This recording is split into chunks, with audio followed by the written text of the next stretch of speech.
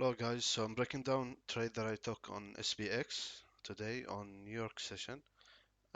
Here where the market open.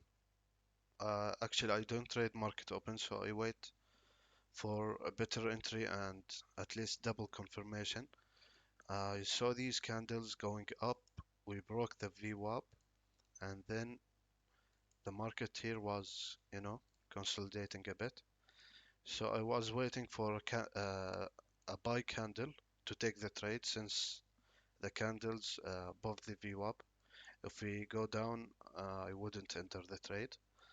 I mean, I wouldn't take a sell.